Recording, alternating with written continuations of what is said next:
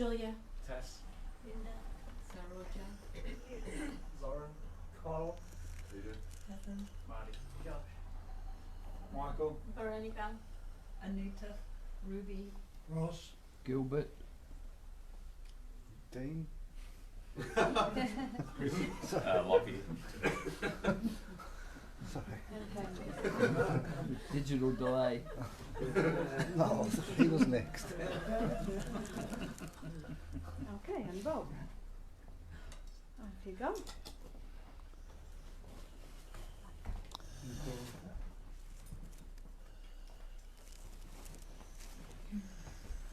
People who are left.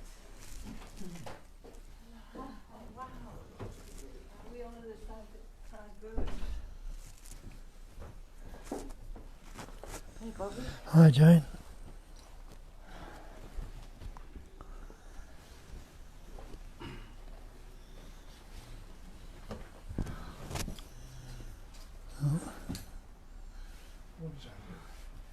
You've all been here before, haven't you?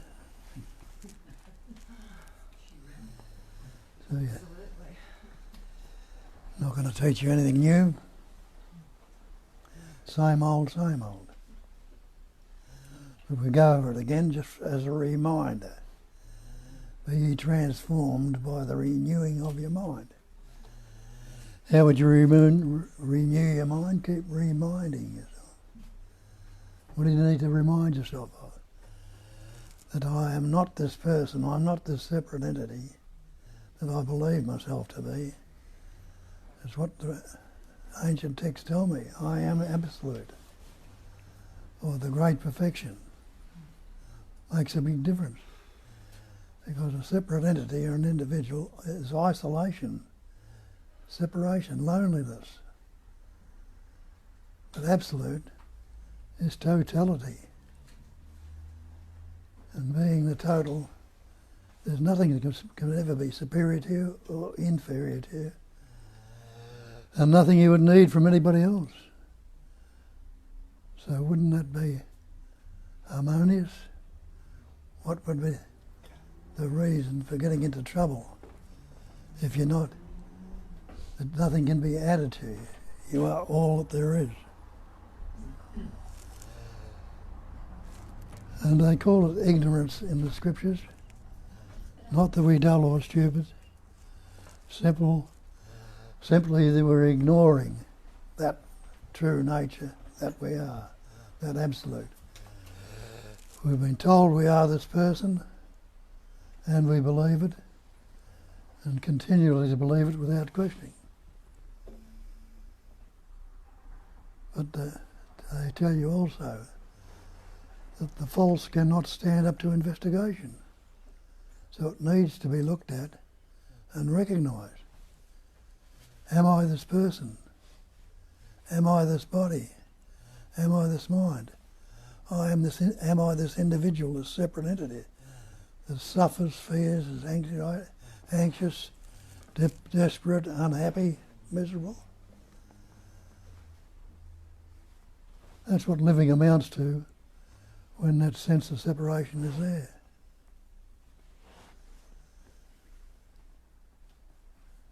But look at nature.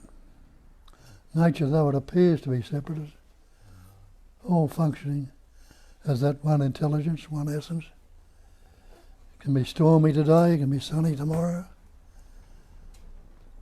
What's affected? Only the contents which believe they're separate are affected. The sun is not hurt by it all going on. The earth is not hurt, it changes like everything else. It can appear, a storm can appear angry, a fire can appear to be hot and doing damage, but it all recovers, it all resolves itself, left as it is. Why? Because it hasn't separated. It doesn't have to come back again. It just comes around again as the other end of the stick. It's not separate.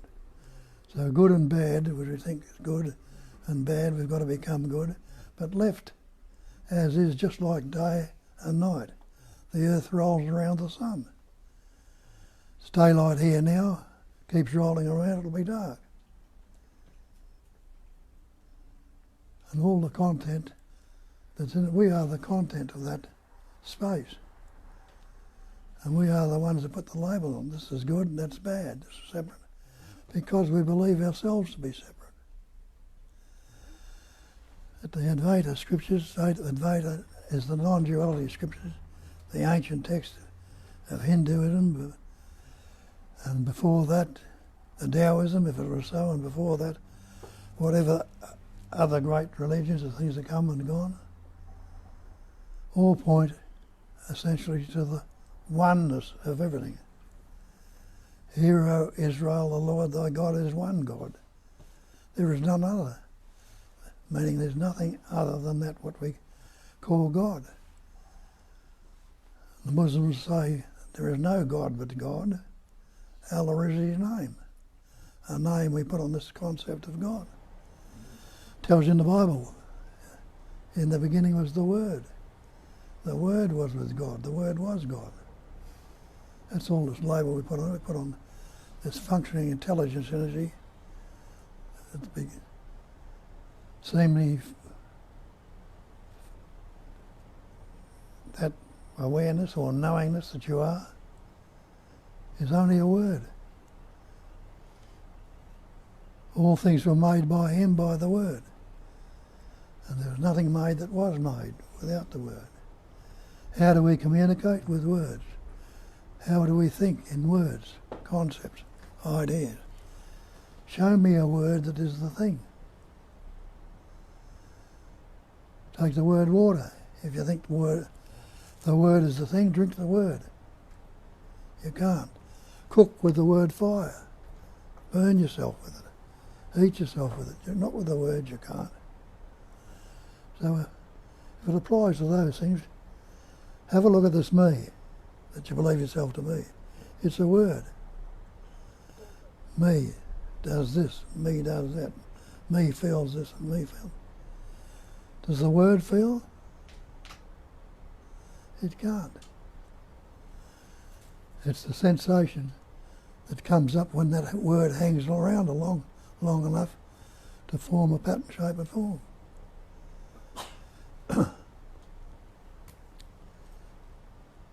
And the me is taken to be this separate entity, this individual. This is me, this is I.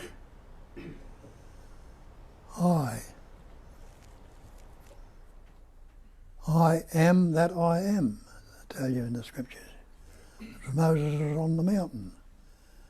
He's looking after the Jewish people. He's the leader of the Jewish people. And they were a group of people that didn't have any things to live by, so they were fighting amongst themselves and arguing.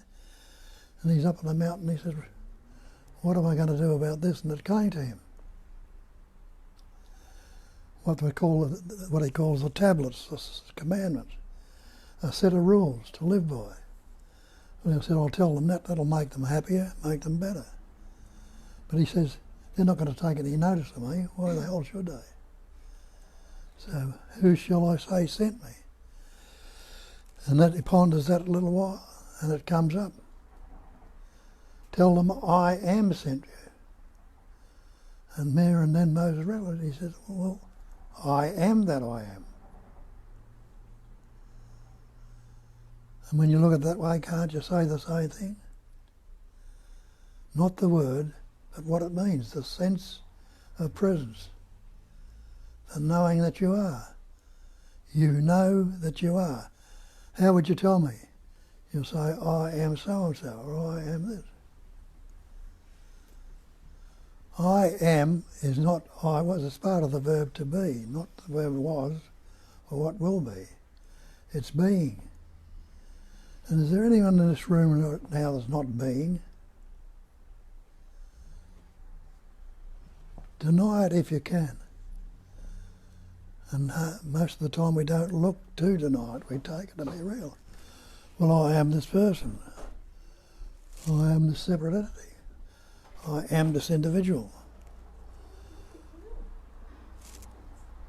And Nisargadatta will tell you, stay with the I amness. And we think, well, that's a good one. I've got to keep repeating I am, I am, I am. But it's not that at all. It's what the I am represents. And it represents that sense of presence, doesn't it? You are present and aware right now. Someone asks you who you are, you'll say, I am so-and-so. Representing the sense of presence. Not the conceptual image or the idea or concept you got about it. That sense of presence is aware. It's not unaware. It's knowing. It's pure intelligence. That's what knowing is, intelligence. Not your intellect that works this out and works that out, but the liveness, the beingness, the knowingness that you are.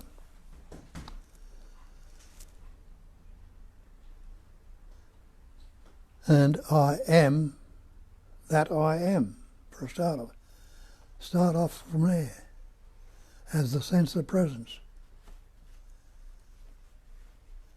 Can that sense of presence ever be the past or the future? Or isn't it this immediacy right now? Anyone who is not aware right now? You say, no, I'm aware. Anyone who is not being right now? Again, you'll know I am being. I am aware. I am happy to be. And that's what they call it in Hinduism. Satchitananda, existence, consciousness, bliss. Nama, rupa are the other two factors, name and form. So existence. Nobody's not existing, are you? Anyone sitting there and say, I'm not existing, how could you say that? When the very existence is telling you so. Anyone who is unconscious or unaware? No, you know you are conscious and aware. Anyone who's not happy to be? If somebody would come along and say, you're all going to be dead in 5 minutes, you wouldn't be too happy about it. You'd rather be than not be. So you're already that. But we think we need to become that. Got this idea, this person, this me, that's unhappy, sad, angry, depressed, anxious, fearful. All these concepts are added onto it. But basically, could any of it be there if the beingness and the knowing of that beingness and that loving of that beingness wasn't there? Test it out. Try and be something which you, believing you are that something that you are not, and functioning from that point of view, and you can't be in anything but problems. Because you've separated yourself from the absolute, seemingly. And as a separate entity and individual, you're left flustering and floundering in that belief that it's poor me. I need to become whole, because they told me in the scriptures it's whole, it's one, it's complete, it's absolute, it's love, it's joy, it's happiness, a sense of well-being. But here I am anxious, fearful, unhappy, miserable, guilty, anxiety. Why? What have I done to deserve this? The only thing that's ever happened, you've taken on the erroneous belief that I am something other. I believe I'm something other than what I am. I am absolute. And so, as absolute, nothing can be added to it. Have a look at that word, absolute. What could you add to the absolute? If you'd added the least little thing, the minutest thing onto absolute, it wouldn't be the absolute, if something can be added to it. Or, as they also call it, the great perfection. If it's perfect, the least little blemish is wrong. Nothing can be taken away from it. It wouldn't be absolute. and as absolute, is there anything or anyone separate from you in this room or anywhere else?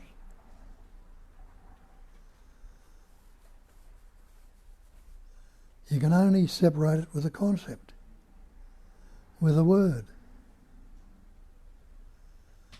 And the word, as we pointed out before, is not the thing.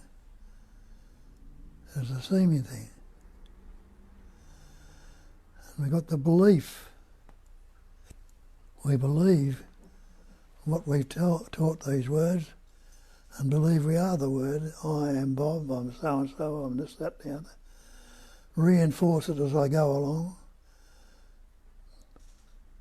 Put all the concepts and ideas that come up about it. It's not good enough, or I'm fearful, I shouldn't do this, I shouldn't think that. Life is a struggle. It's a conflict. Conflict is uneasiness. It's disease. It's anxiousness, it's fearfulness, it's separation. If I am absolute and the opposite comes up, and instead of separating it, saying they're two things, seeing it's the other end of the stick, it's the other side of the coin, it's still what I am. And seeing it's not separate and trying to fight one thing against the other. If they're separate, look in nature, earth rolling around the sun. When it's dark on one side and sunny on the other, does the earth know anything about darkness or light? Does light itself know anything about darkness or light? It's two ends of the one stick. When you look into it, that applies to everything. If you're not separating it, not dividing it, it must be that. And don't you tell you that in the scripture when they say, I am that? That's the great mantra. And you know that innately, don't you? Because that's the chair I'm sitting in, that's the room I'm sitting in, that's the other fellow, that's this, that's that. Everything is that. We think is separate, which we put the label on it, which divides it. So that's all the words are doing, is dividing. Now, it doesn't stop it from appearing in the opposites. But it's daylight here now. Anyone concerned with it? You say it's going to go away, I'm going to lose it, it's going to become night? No. You know it's going to happen. But you know when it's night, are you going to change that? No. You know that's going to change again. Something comes up and you like it, and you don't want it to go, not realising like everything else that's transient, it changes. We want to keep this there. So what do? We resist it from going. We try to keep it there. And resistance is conflict. If you're in conflict, you're at war with it. You're fighting with it. Conflict makes you uneasy, unhappy, diseased. Resistance, conflict and disease.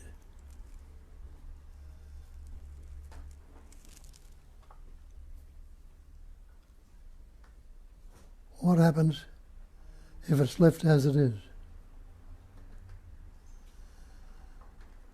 If it's left as it is, are we putting any boundaries or any barriers on it? Or just leaving it flow just as simply and easily as your heart's beating, your breath is coming in and out, cells are changing in your body, life is going on, daylight, dark, winter, summer, all functioning naturally and effortlessly. It's only the idea when we separate ourselves there can be any conflict.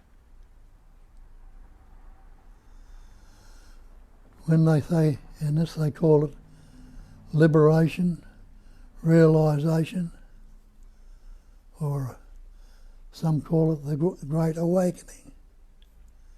Put it in many different terms, but liberation, what are you liberated from?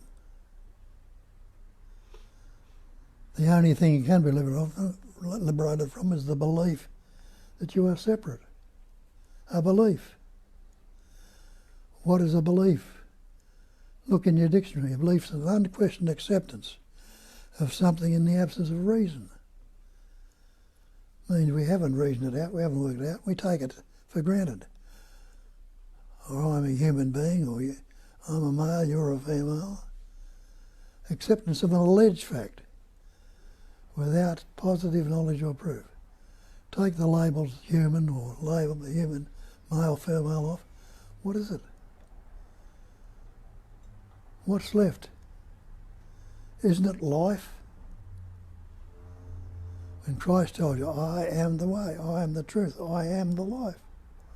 They thought he was talking about himself. He was talking about that sense of presence, which you can say too. You are the life. And if you are the life and you see life all around you, you're going to divide yourself and separate yourself, or let that life function and express, which it's doing right now. Everyone in here is breathing, heart beating, hair and fingernails growing. Who is doing it? Any separate entity doing it? Hold your breath and see. How long can you hold it for? See how long it lasts. See how much say you've really got in it. If you start holding your breath, you start choking, you're soon gasping for breath and you struggle. If I put my fingers around your throat, you'll try to push them away. Why? Because you know you are more than that breath. You are the life that's enabling the breath, the body, the mind, and everything else to happen. And as Nisargadatta says, there's only life. That is all there is in this manifestation. It's suffused with life. The trees, the flowers, the birds, the bees, you, me, and everything else, the bacteria, germs, are all life. And life lives on life. And out of life, more life comes. And when you investigate that, where did you come from? You say, I was born. But what were you born from? The life of your parents, the life of your mother. That life came out of the life of your mother. And how did that come about? Your father, that animating life essence that called your father, enabled in that pattern a little microscopic particle called a sperm to form. A blob of goo you can't see with your naked eye. And that same life in your mother, another little microscopic particle called an egg or an ovum to form. That egg was suffused with intelligence that knew what to do. It attached itself to the wall of the uterus. If it was just a blob of goo, it wouldn't have been able to do that. But there was life in it. Attached itself to the wall of the uterus. And the sperm knew what to do. It swam to the ovum, put it under their microscope and see it has the capacity of moving or swimming. And it penetrated the ovum. And those two coming together, knowing what to do, those genes or whatever else is in it, I don't know, I'm not a scientist, doubled and formed the little embryo, the little fetus, which is what you are today. You're more than the little fetus right now. But what's basically there? Did that life begin again when you were born? Or was it the same life that formed the sperm and the ovum to carrying on to this pattern, shape and form? And if you've got children, the same thing's happening to them. It's the life expressing from you, the mother, and you, the father, that had something to do with it. So it's only life. And life is continually living on life. And out of life, more life comes. But we think. We've learned to think.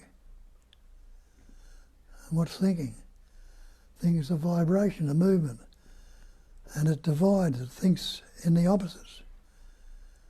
As Shakespeare told you years ago, there's nothing either good or bad, but thinking makes it so. Investigate this thinking and see, how do I think? Well, this thought comes up. I don't know what my next thought is going to be to you, but a thought will come up. And then another one will come up, and then another and another. And they start vibrating in the opposites. One will be good, the other will be different. And watch your mind, have a look at it and see how it functions.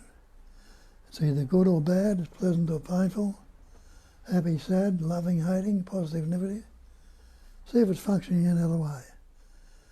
Watching it, looking at it, and understanding. Nisargadatta says, understanding is all. And Patanjali, the primary yoga teacher, says right understanding is necessary. Understanding or recognising or knowing. This is what needs to happen. A lot of us go along locked in this pattern of belief that I am this separate entity, but we've got the idea that if I do this and do that, I will become something. They tell me in the scriptures, the great awakening or liberation or enlightenment, or other words, will happen, it will become. They're not telling you, they're telling you, but you're not seeing it, that it was always so. There was never any separation in the first place. Only the belief. Adam and Eve were in the Garden of Eden. They'd point that out as another analogy of how it was. Paradise was the Garden of Eden. They were in paradise. Everything's going well, nothing wrong. But what happened?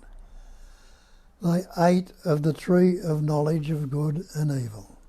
They learnt words. That's simply all that happened. They learnt words, good and evil.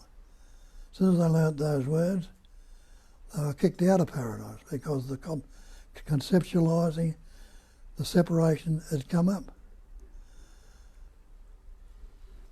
And we've been seemingly separated ever since.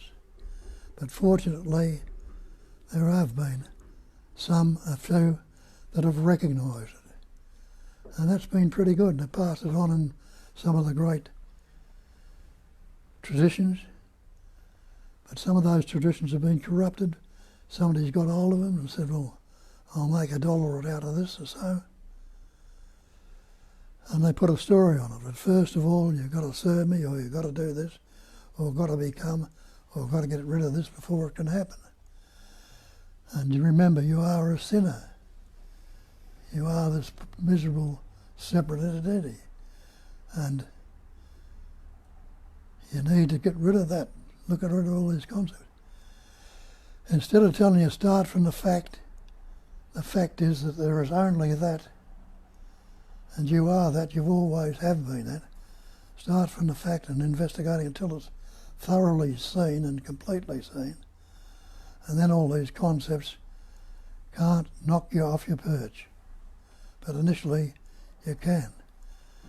Oh, I'm a poor, miserable sinner. I have to become this.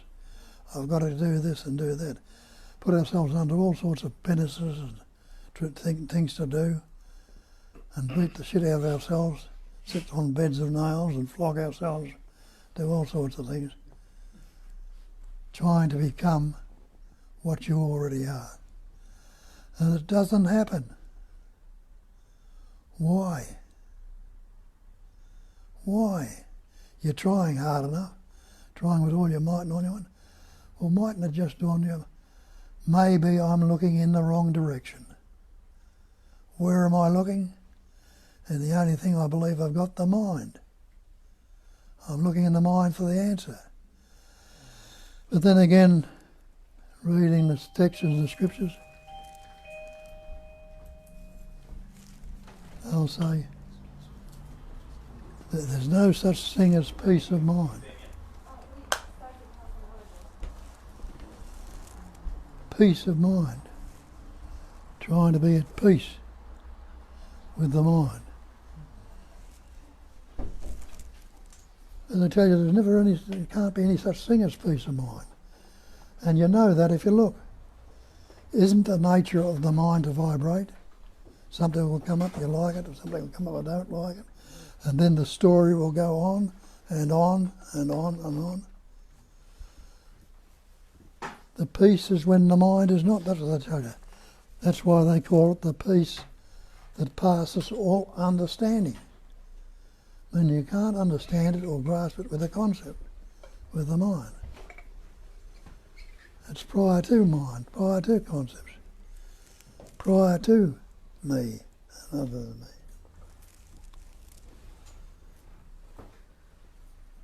And not I am or I will be, but it is already there. Believe we are this body-mind. Are you the body? And later you say my body. You say my house, my car, my coat. You know you're not the house, the car or the coat. Maybe you're not the body either. What's the body made up of if you investigate further? You'll see it's made up of elements. Air, earth, fire, water, space. Well, which of those elements are you if you think you're separate from the mind? Are you the air? Take the air out of your body. You see, the body won't be there if you're not breathing air. Take the water. The body won't last too long without the water. Take the fire, the body temperature. Take those elements out of the body and it falls apart. Nothing solid about it. So you're not those body. And all those elements can be broken down to subatomic particles into energy. So this body is nothing but a vibrating pattern of energy, just the same as the whole manifestation. It's vibrating energy. What about this thing called mind? Well, again, is there such a thing as mind? You say my mind, again like my code. Can anybody show me a thing called mind? I can't. There's no such thing as mind apart from thought. How can you call it mind if it's a thought? And if it's thought, which particular thought are you? And you believe you are the mind. Which particular thought are you? Are the I thought? If you were that I thought, you'd be frightened to lose sight of it. Yet you gladly give it up every night when you go to sleep. Pointing out you're not that I thought, or any other thought, because you're glad to give the thoughts away. You're glad to get rid of them. And other thoughts come up in your dream. So you're not a thought. And what's a thought anyway? Isn't thought a sound? A word? What's a sound? A vibration? A word? A movement of energy. So the thinking, like the body, is just a vibrating pattern of energy. And that's all there is in this manifestation. What they call intelligence energy, the activity of knowing. Vibrates. Thoughts appear, pattern shapes and forms appear in it, all can be broken down into energy. What's it all appearing in it? Well, what are you in right now? Aren't you in space right now? Space all around you? Well, have a look at that space. Investigate it. Can you find a centre to it? Can you pinpoint a place where this is where space begins? You can't. You can't say it has any beginning whatsoever. Does it have any boundaries to it? Any shape, any form, any walls? Does these walls stop the space? They don't. No walls, no boundaries, no beginning, no end. Yet everything in this manifestation that includes you, me, and everything else, we're all things, are the content of space. Yet space is no thing. Well, can something come from no thing? It can't, it's impossible. So all this manifestation is no thing appearing as things. Transient, constantly changing, seeming to be so. Seemingly apparent, but Have a look in a mirror, or look in a still pond on a dark night moon with the full moon shining. The water is still and clear, but you look in that pond, you see a reflection or an image of the moon. Is the moon in the water? It's not. It never was, never could be, never will be, but it appears to be so. You look in the mirror and what do you see? A reflection or an image in the mirror. And the Nisargadatta tells you clearly, nothing can trouble you except your own imagination. Break that word imagination down to image in. And that's all we're doing. We're creating these conceptual or mental images, taking them to be real and suffering because of that belief that the image is real. But you go up to the mirror, try and grab that reflection out of the mirror, see how real it is. It appears to be there, but you can break the mirror, smash the mirror trying to get the reflection. You won't get any, because there is nothing there. It's all appearance, what seems to be. And that's what they call in Advaita. The manifestation is a phenomenal manifestation. And the definition of phenomena is that which appears to be. Appearance is only seemingly so. It appears to be real. The snake in the rope, the moon in the water, the castles in the air, all the metaphors or the analogies they pointing out to you, all seemingly so. But the absolute, nothing can be added to, nothing can be taken away. And that is what you are. So that'll do for today, I think. You all had taste of it, you all know it, and some of you can express it better than I can, so don't hesitate to pour it out, so others can hear it. People, what hear, something you might hear, might resonate. And that resonation is a recognising, an inner recognising. It sits well, it feels right. And that's where the ease of being is, the sense of love, the sense of joy comes about. And it grows in you because you get the taste of it and turn to it instead of believing in this concept we take on board when we learn words that I am this person, I am this individual, I am this separate entity. Sit with the reality that you actually are. And it reveals itself, and you know for certain. Some of you have had taste of it, will tell us about it. Others got any questions or doubts? Bring them out. Something might hear, might change it. Away you go. And I have a couple of comments from people who are online with us, apart from the good morning comments to everyone. And Bill says, such blessing, simplicity beyond thought. And we have Bradley, the absolute that I am. That's the title. I am things now, I think I am. The servant has become the master to appeal to the thinker for freedom. It's like asking the thief, help find your wallet. It's a good metaphor.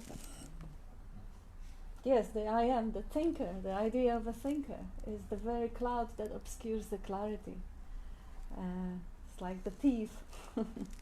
And there is another from Bradley, the saint, courteous to the sinner, and says, thank you for the dance.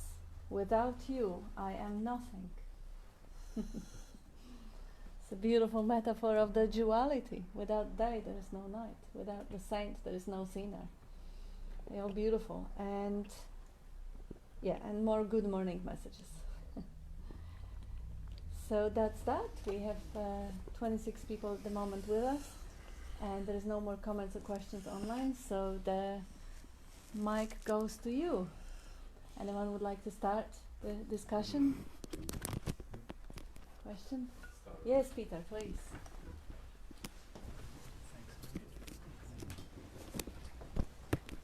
Thank you. Just as we were driving in, the thought occurred to me that we have, that everyone here has all kinds of different thoughts about everyone in the room. You know, you can be sitting there and you're thinking about, well, I won't say, you know, one of those thoughts that can cross your mind. Like everybody has judged everybody in this room as being good and bad and at teaching or not teaching or having the right words.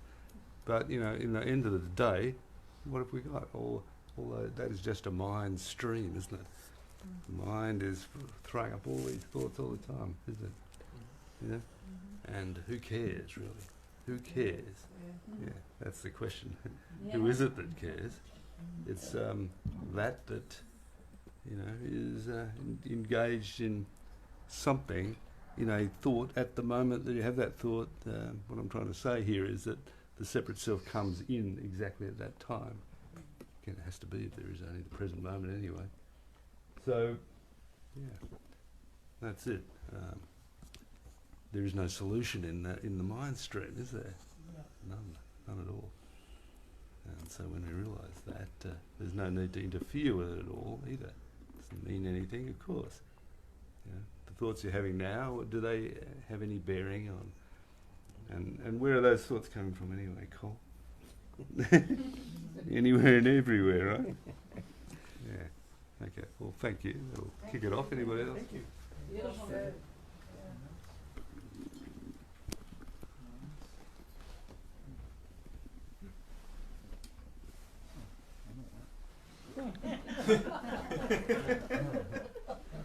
You want me to say something? Oh, you might as well. You've got a All lot right, to I'll say. say something. So, you know, what's the difference between being and becoming? Is there any difference? Becoming is conceptual, and being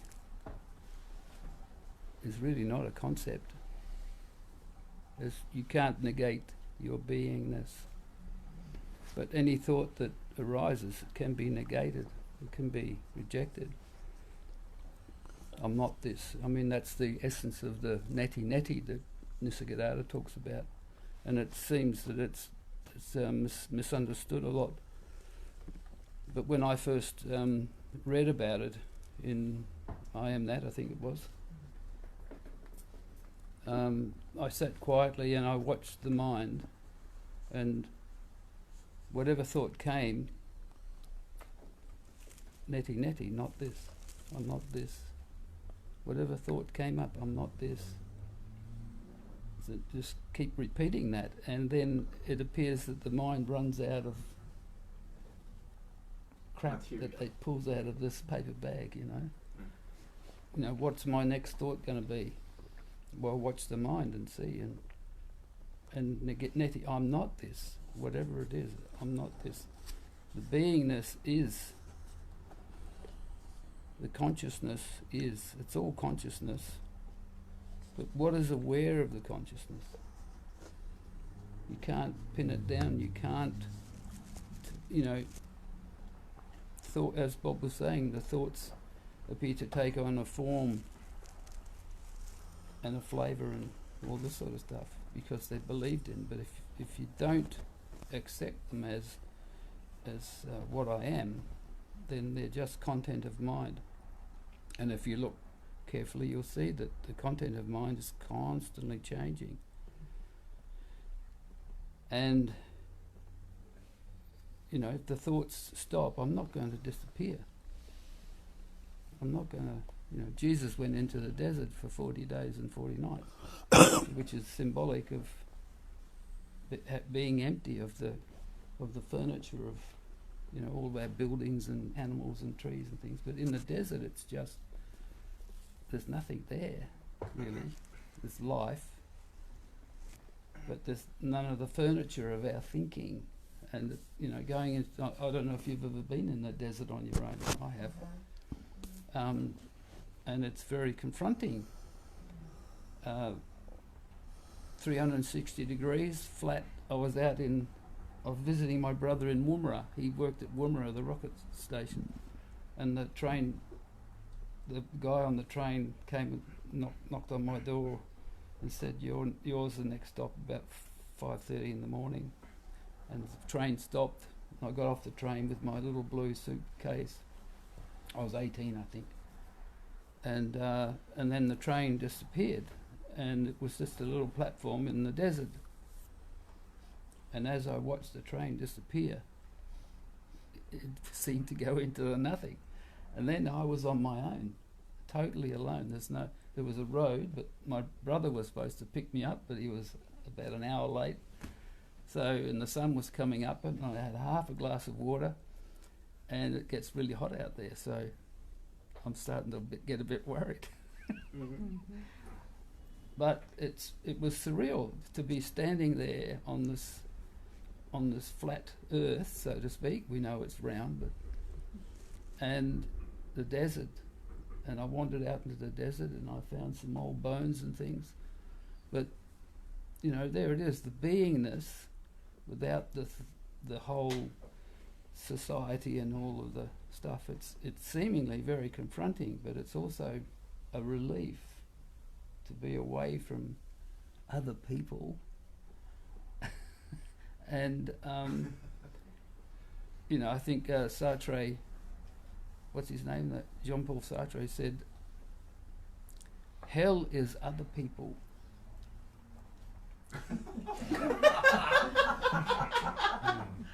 Yeah, well, isn't that right? But it's all, the thing about being is it's all inclusive, or the one, or whatever. The whole is not divided. It's never been divided. It's only the seeming mind that divides it into all of these others and me and all the rest. And it's very easy to see that phenomena is empty. It's easy to see that. But we forget to include this pattern here is also empty. And is that threatening? Who is it threatening to? The thought I or me. And the me is an illusion. So as Bob points out in his books and in the meetings, investigate that me, see if you can actually find it. And it's easy to pass that over and, oh yeah. And I've heard people say the me came back. They were living in bliss and then the me came back. Well, how can the me come back? If it's an illusion and you've seen through it, how can it come back? Just in the ordinary sense. It's also in Bob's first book. He says, when you see that something is not true or real, how can you ever believe in it again? You can't. A child, when they discover that Santa Claus is not real, for the rest of their life, they don't, they don't have a problem with the fact that Santa Claus is not real. And they don't go around telling little kids, oh, he's not real, trying to spoil it for everyone. So it is, it's just, the me is not real. And we all say me and I and all the rest of it. But when you know that it's just an appearance, a transient appearance that has no actual duration, and if you investigate it, it falls apart. It can't stand up to the investigation. So the difference between being and becoming. Being, you could say, is the absolute, or an expression of the absolute without division, and becoming is a dream of a future time, and there is no future time. So that's all I say. Thank you. Thank you. Go on, Dean. But I know there's no me. But when this happens, and then that goes. Yeah. Everyone loves that story. Write a book about it. That's all. No, I don't. Yeah, sure. Mine is very quick. So you said some people, for them, it comes back, that sense of me. So, and I hear that from many people as well. I haven't had that. I haven't seen who I am, but they've seen. And then it comes back. How could that come back if they've seen who they are? How that happens? But apparently it happens to many people.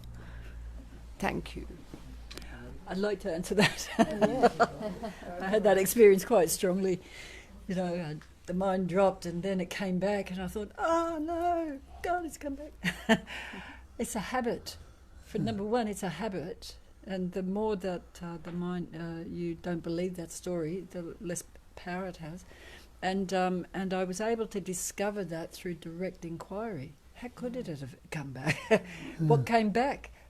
You know, and what knew that it came back? You know, like it's direct self-inquiry. It's still, I think it's just a habitual thing that we have. You know, you've had this idea that we're separate and we've got a name and a story and blah, blah, blah. But in fact, when you see through that so strongly as the reality, that doesn't deny that, doesn't reject it. You just stop identifying with it. You reduce the you know, the kind of the habit of being you starts to drop. Yeah, that's all. But self-inquiry is the most direct way. Start inquiring again. To add one little thing, just that the devil has the most life in the minds of the born-again Christians, doesn't he? You know? So what you focus on is what you get. That's right. What you see is Where are you focusing on? Yeah, ego all the time. Yeah. Well, To yeah. resolve it. It's easy to fall back into the old habit patterns that we've had if they come up. But investigate them again. See, we didn't just take on the belief that we're this person from one hearing. We reinforce it day in, day out, our schools, our people, and everybody around us is reinforcing it. And it's become a confirmed belief. Well, the same when you see through it. When I saw Nisargadatta, I said, I'll never be caught in the mind again. I walked out the door I was. But it wasn't the same. So hang on, I've seen through this. Was I seeing correctly? I saw it wasn't there, now it appears to be there. Well, I'll look again. And you go back and have a little look instead of carrying on in the mind. Go back and have a little look. Investigate again. Is it there? Keep looking and looking. Every time you look and see it's not there, the more it's understood, the more it's recognised, the more to the forefront of your thinking it will become. Until you can't believe it at all. Though I'm saying I this and I that all the time. But it's just a way of expressing. There's no separate individual here. There's only the one life. And I have a couple of comments from our online community. So Vivek says, beautiful Gilbert truth. And Dale says, before enlightenment, chop wood, carry water. After enlightenment, chop wood, carry water. And Vivek says, me comes back. So what? Is the eternal me lost? No. Just notice mind, play, and be. And I think the main question about the me that has gone and the me that has come back is, what exactly is that me? What is that me that has gone and came back? If you really find, and that has to be found in the heart, not in the mind, that genuine curiosity, that genuine longing to finding out the truth, with no prejudice, no expectations, all the ideas about what the me is or I is put aside, and have a really, really good look. What has gone, what has come back, and who were you when that coming and going was happening? Where were you? What were you? When the me was there and the me was gone and the me came back. So are you really that me? Could you possibly be that which comes and goes if you are the witnessing of it coming and going? But the concept, what exactly is the concept?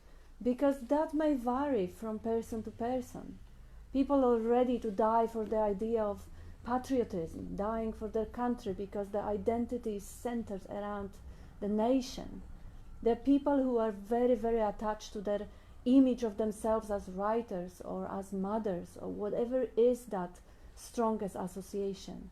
But having a big look, really, really good look, looking at the fears, looking at what gets offended, what gets threatened when something happens or the other.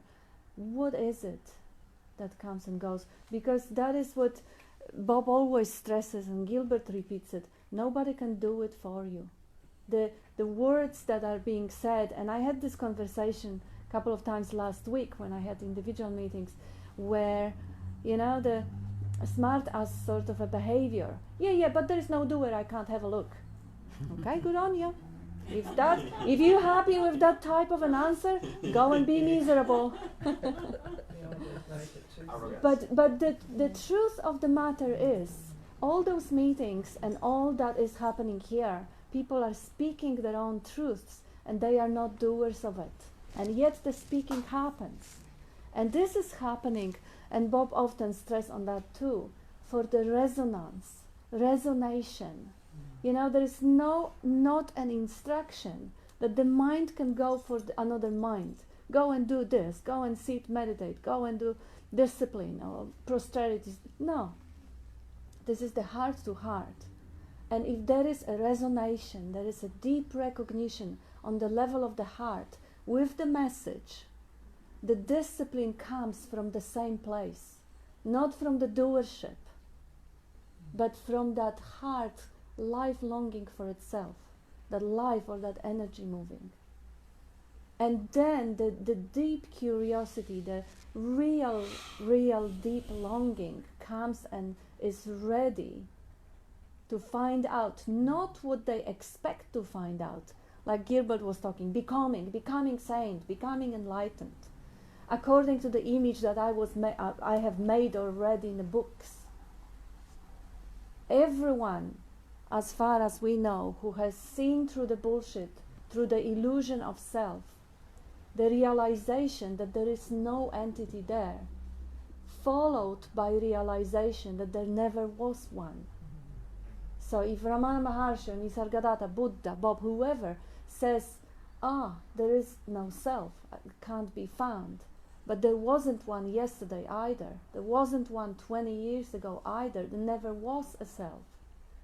So the life lived 20 years ago with sorts of a lot of suffering and misery and beliefs was still no self there. It was just a software creating the misery for the body.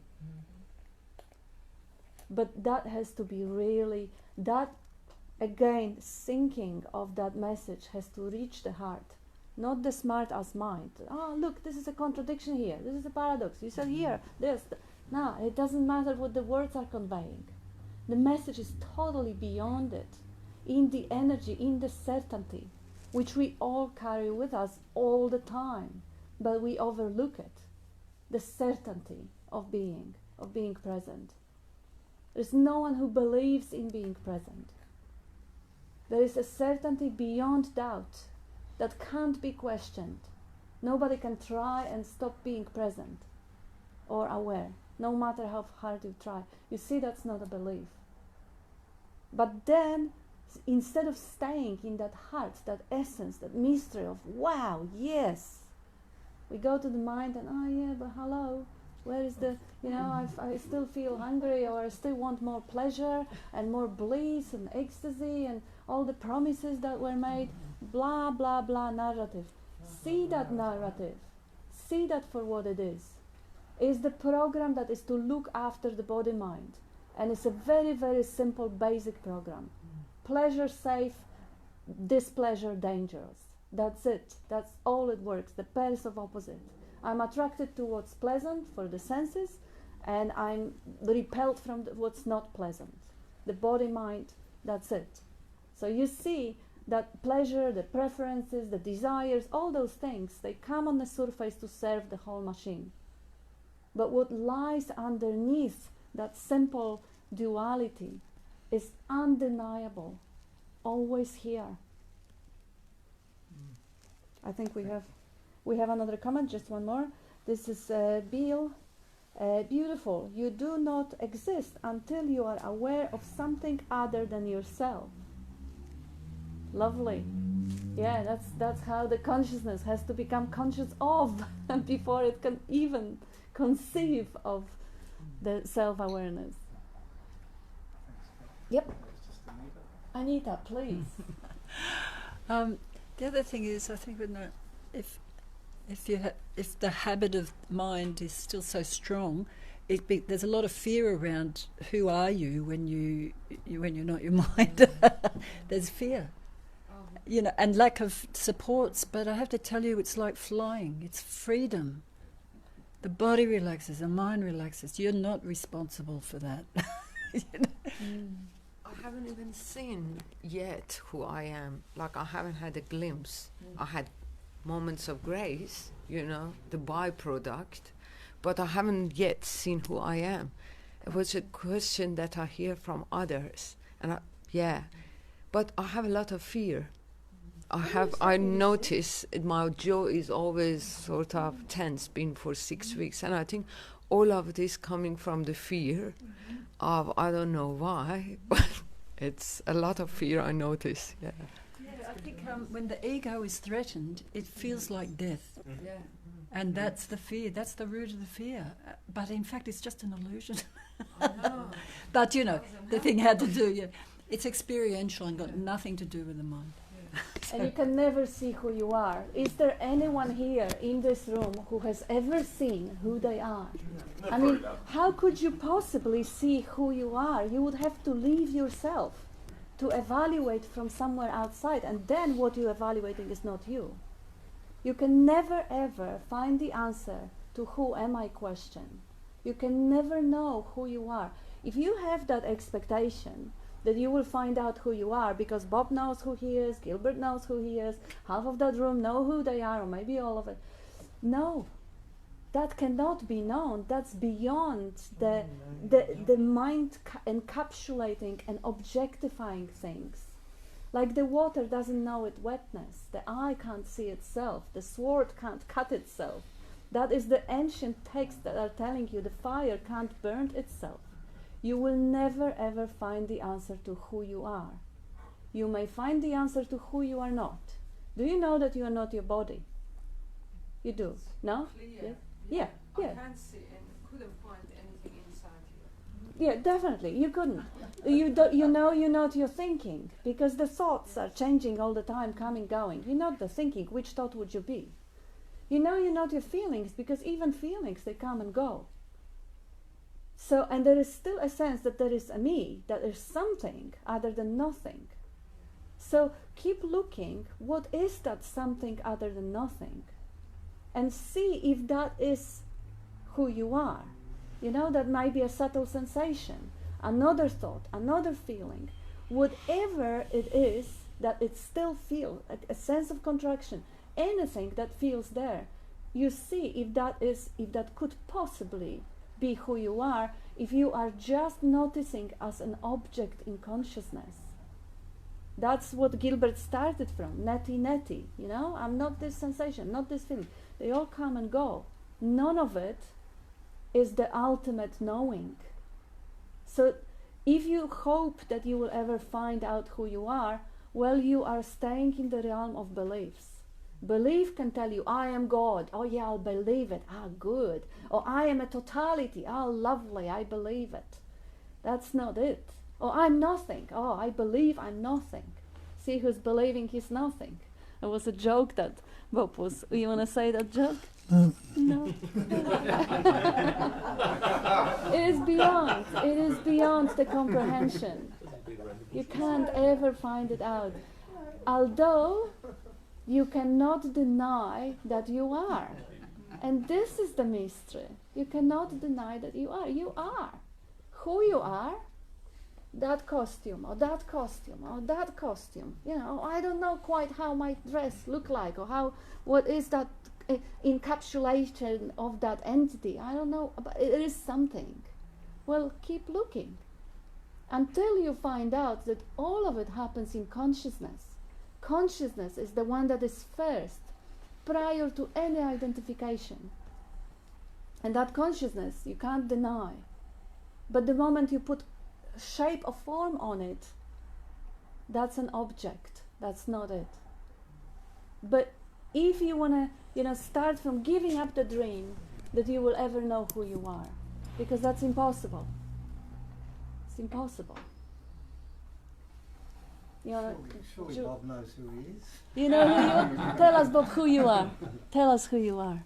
Who are you? I am. Nothing else? Come on, give us something more. That's it. What are you going to do with it? I'll give it to you. You have no idea. Can't negate the beingness. Can't negate it. Yeah, can't negate it. Rest of it's a story. Julia, did you want to say something? Just on the note of like understanding and being, and you were saying understanding is all, and that word understanding, at least in my experience in the past, was that it really it brought up concepts and ideas and something to figure out. And I don't think he's talking about anything you can figure out. It's more of a, it's more like if you have understanding. If I say to you, do you understand why 2 + 2 is 4? You might, there's sort of a knowing, And that word knowing is not conceptual. It's more of more of a being. So the I aming, the being, and that's non-conceptual. So I without a thought, there's still this sense of I aming before the words I am, and beyond the words I am, there's still that. There's just no thought about it. I mean, the cat here, or wherever it is, has a knowing of being. It doesn't have a thought about it. So, anyway, that's what I felt like just adding in is about this word understanding.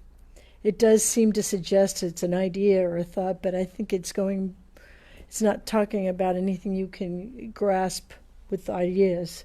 Because there have been times I felt like, oh yeah, I understand. And this, what I've always loved about non-duality ever since I first came to this was, it makes perfect sense. I love it. It all adds up, but that's all mind. Yes. That's all mind stuff. So that was not understanding. You know what I mean? When I was thinking, it makes perfect sense. That was missing the point. And I think that, there I go with a thought again, but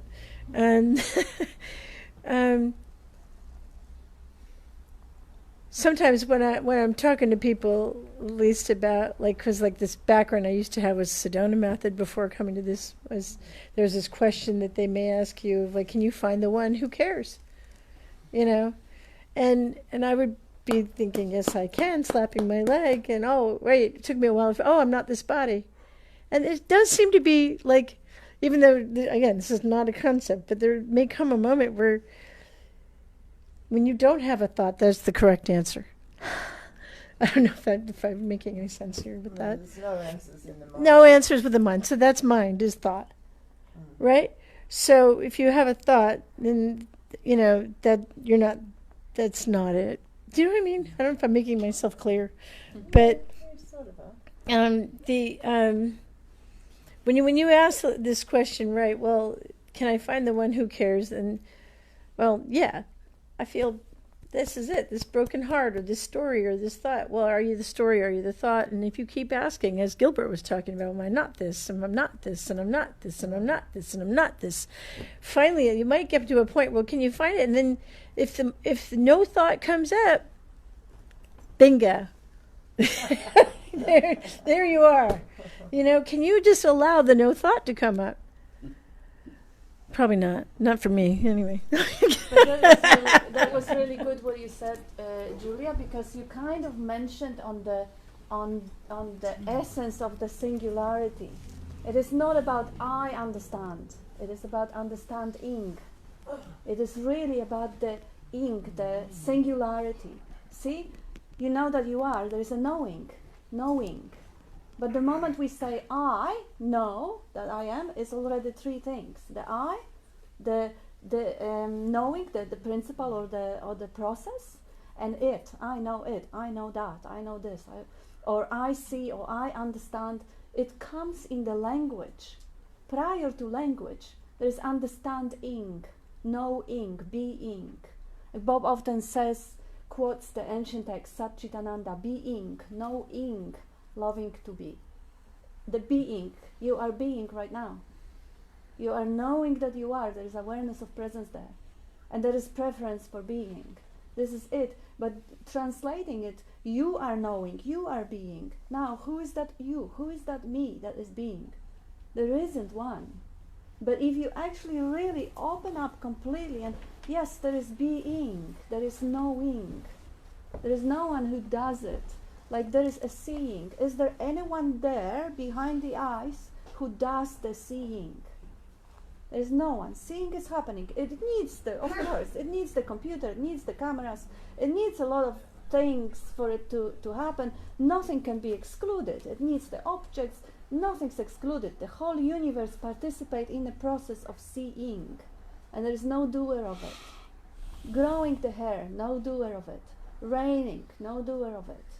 Breathing, no doer of it.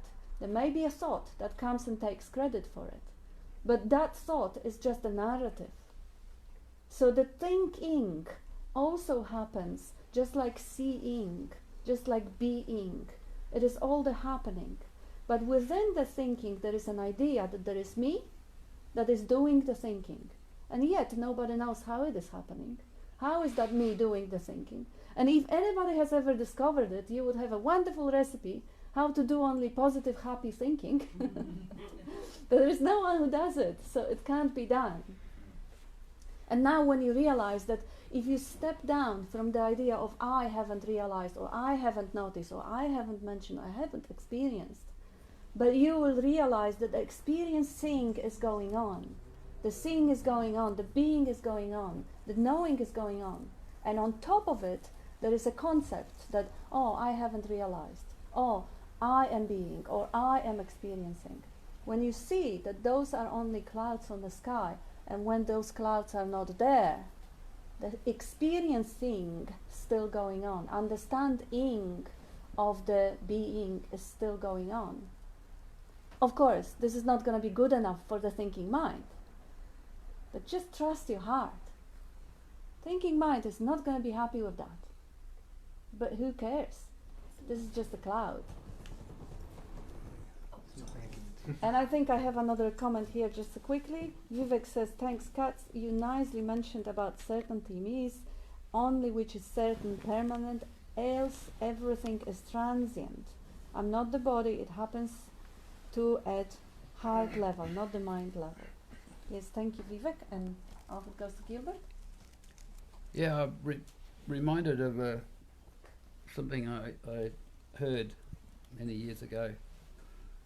I was on this work site and there were some guys talking about a friend of theirs who was a drug addict or something, and they had been trying to help him. And I was walking around and they were talking for a long time, and as I passed them at one point, one of them said, "You can lead a horse to water, but you can't make the fucker drink unless you hit it in the balls with a cricket bat." And hilarious. It's like, what? But Bad luck. Good image. Bad luck. I only had a stick. I didn't have but you know, in our language we have lots of little sayings. You know, like you can lead a horse to water, but you can't make it drink. You know, and the same here. You know, there's a sort of a gathering where things are shared and the message is there, but there's no guarantee that, you know, the horse is going to drink or take delivery of the message. But the truth is always simple. It's not complicated. It's very simple. And one of the significant things to recognize is that awareness is thoughtless. Awareness itself is thoughtless. It's not in bondage, doesn't need liberating. It's the believed in separate entity that believes in bondage and liberation, and it's a dream. And as Nisargadatta says, just recognize it as a dream. Your problem is not the dream, it's that you prefer something in the dream against something else, it's like, so it's that dualistic mind that has preferences. Well, who has preferences? Me. So it always comes back to the basics. And the truth is always simple. And the me is not the truth. It's not the truth. It's a dream of being separate.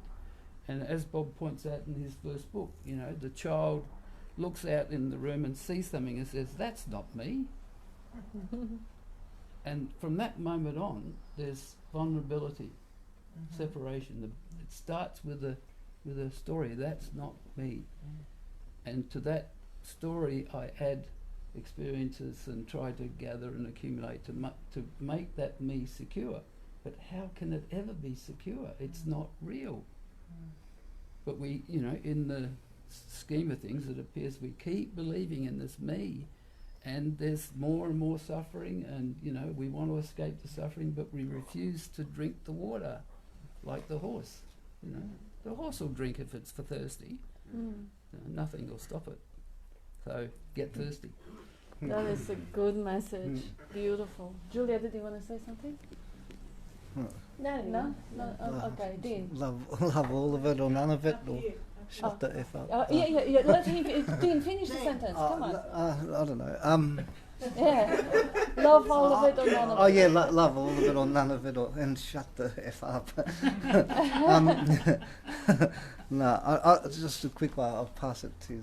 I was just thinking yesterday, I was in trouble, which seems to be happening more and more. But someone was telling me off about stuff, and it was just watching it, right? Like watching this so-called person tell me off, and there's a real just calmness, like, so this is happening. And then this idea came up, like, it's because they're so entangled in their identity. But the moment I said that, like that thought, and I believed it for an instant, and that creates actual division. There's me and there's you. Yes. There's a me who can see that you're entangled in a thought. And in the instant that was gone, and it was just one show appearing in that way, and everything resolved. And that is just like a memory of an example of sort of what we're talking about. But what did you say earlier? Like people are hell, like Jean-Paul Sartre said, Hell is other people. hell is other people. Yeah, really. Like I've never heard that. It was fantastic because that was the experience yesterday. Yeah. Anyway, thank you. Beautiful. For me too. Marty, he was waiting for yes.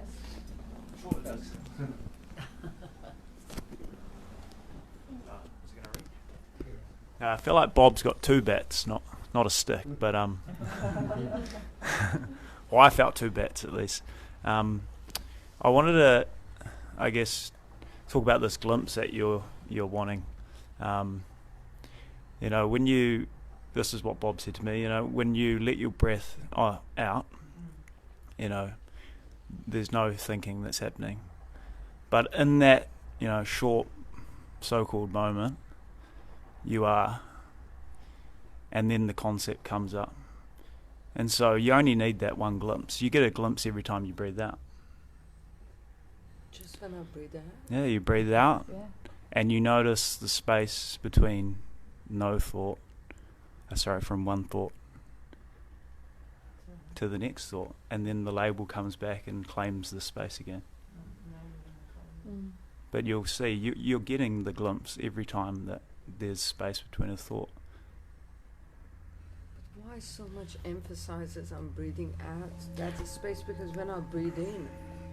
Well, don't worry about the breathing then. Just notice the space between both thoughts, and you'll see that in that moment where there isn't a thought, this doesn't break down and kind of cave in on itself. It still appears, but there's no needer.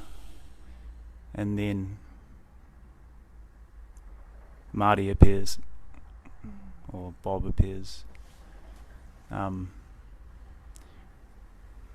Yeah, and you can recreate your story. Like each moment it resets, I can come back and say I'm Jeremy, and I can have an American accent, and that will appear to be who I am. And everyone, if no one had any memory of me, you would take me for Jeremy, who's an American. So how could that be me if I could just change it so easily? You can't change you; it's always there. But yeah, you've had plenty of glimpses. Yeah. Plenty of glimpses. Yeah. I also want to talk about a joke. So this joke that actually Gilbert helped me to see a little bit. Basically, the same thing you're talking about, how why is it that my mind is still troubling me? Why is it my jaw's tense? Well, that's just how life plays on itself. Like I used to think I had to stop seeking, and then I realised it's just the life seeking. There's no one seeking, and it's just a joke. Like, joke's on you for thinking that you're seeking. It's actually just life. So, yeah, that's all I got to say. Beautiful. I think Jane wanted to say something. I'm a bit of a stuck record when it comes to my Krishnamurti quote, but that whenever we have any conflict or disease within ourselves, whenever there's any story at all that is causing us to feel uncomfortable, it's again an identification with the narration of being separate. It's a separation. So, this me that we think we are, cannot live in the moment. It can only live in a memory. And that me that we think we are is either in the future or the past. It cannot live right here, right now. So it sort of ties in with the breath thing, ties in with what Gilbert was saying. Have a look for that me. See if you can find it. And you'll always and only ever find it in the past or the future. It cannot live right here, right now. It cannot. And it's just a story appearing on that presence that you are. It's a story that is an illusion. Yeah. Catherine wanted to say something. And then Sorry, just one comment to that. And the only place that awareness exists is right now. Yeah, good one. I just want to say something that I remember Bob coming here a long time ago and really struggling with the concepts because I had accumulated so many spiritual concepts and they were actually the ones that were getting in the way. And then one day I thought, gosh, after sort of picking everything apart, because I think that that's what Bob enabled me to do in his just straightforward, ordinary language, not spiritual jargon, which I hadn't come across before, able to unpick like a puzzle, or taking a puzzle apart and looking at each piece. And then after a while I thought, gosh, he was doing his spiel and all he's saying is what's actually going on. This is just what life is actually about, not our belief. And it's as simple as that. Yeah. I thought, gosh, he's just actually talking so well about, what the present moment is all about or what life is all about. And that sort of astounded me at the time. And all it was the fact that we were told or believed in this sense of me because of our mind. The mechanism of the mind creates that appearance. And we were never told, or nobody's ever spoken about the fact that of what's actually going on, that it's not in the mind. There is life itself that is in charge, so to speak, or that is running the show, and that embroilment in words obfuscates that actuality. And It's an interesting thing that nobody ever points this out in our worldly day-to-day life. It's totally missed, and that's just the kind of the struggle in a way. But I really like that it's just what's actually going on. It's not to become it or anything like that, just to see the actuality. And thank you so much for that. Thank you. I have a couple of comments. This is, Manju says there are two ends of the same stick, and who cares? And Bradley says thought is the Lego blocks of me. See how the me is made of those little blocks of thoughts? And Ram says there is only one consciousness, one. It is non-dual. Consciousness expresses as this unique patterns, but fundamentally it all arises from the silent, wordless beingness. Investigate and see what that beingness is.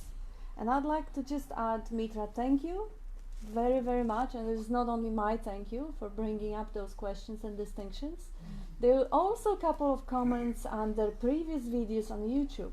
Whenever you shown up and you asked questions, people really felt it and said in the comments, you can find it, the heartfelt thanks for your presence and your courage and your willingness to put yourself on the spot and ask those questions, to be humble enough and honest enough to say, look, you know, I'm confused, I need help.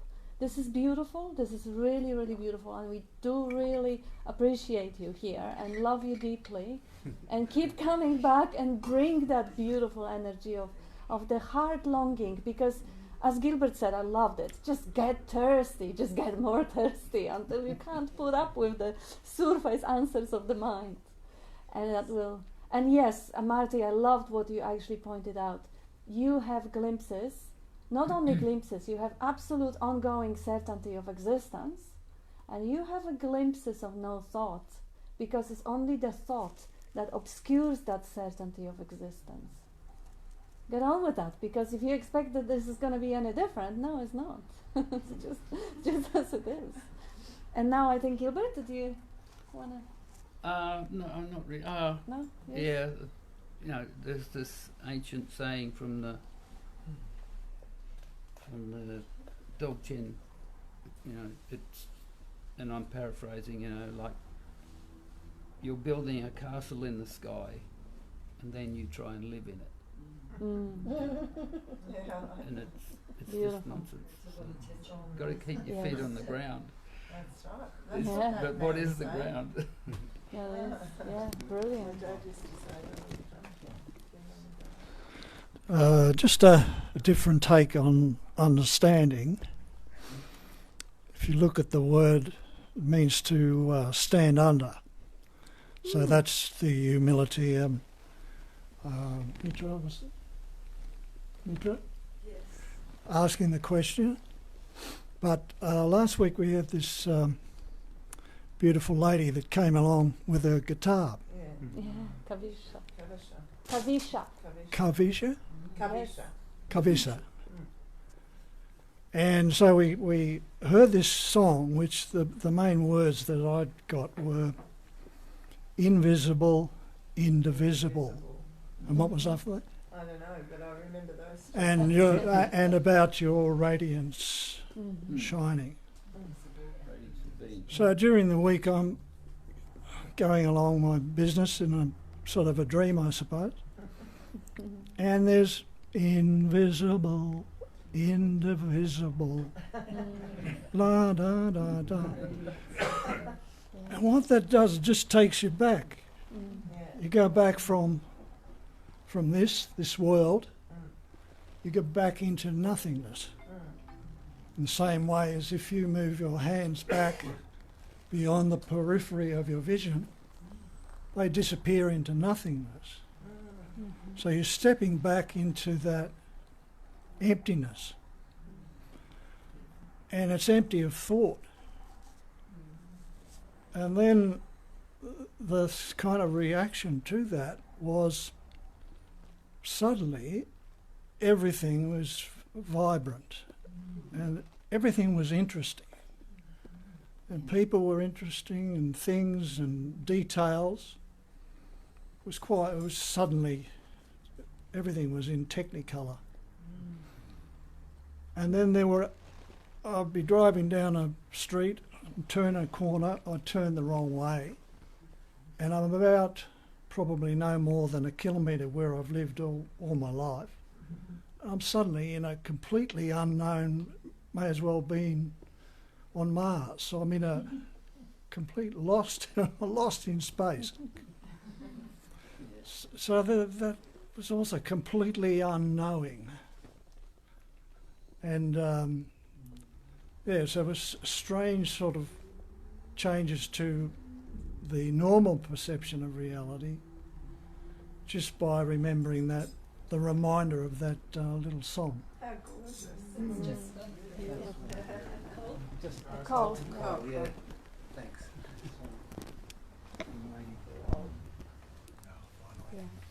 I just want to talk about briefly about something that happened in this room a long time ago.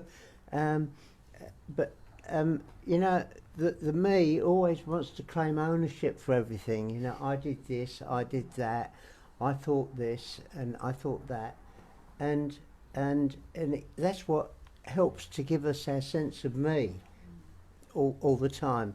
And I don't know how long ago it was, maybe 20 years ago. We were in this room, and I was saying to people, well, I think this. And Catherine said to me, she says, how do you know it was you who thought it? I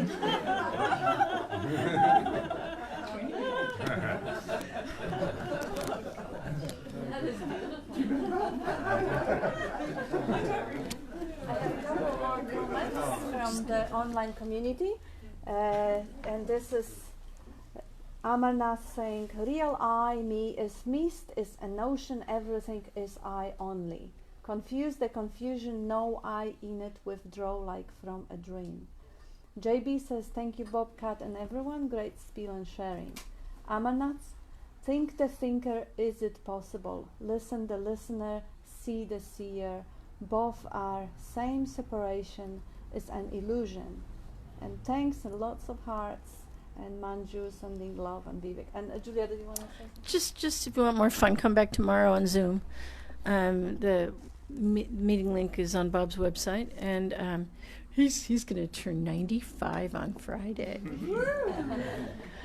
Party at my place on Saturday, so Kat would be able to give you the information about that if you're interested. Yes. So next week, if there is anyone who can or is willing to travel or is going to show up, Saturday is a party at Julia's place, and Sunday after the meeting we meet in Sofia, and we're going to have another cake and another celebration of Sophia cake. No, actually we have something better than Sophia cake. Yes, so thank you everyone. Thanks, Bob. Thanks everyone. Thank you.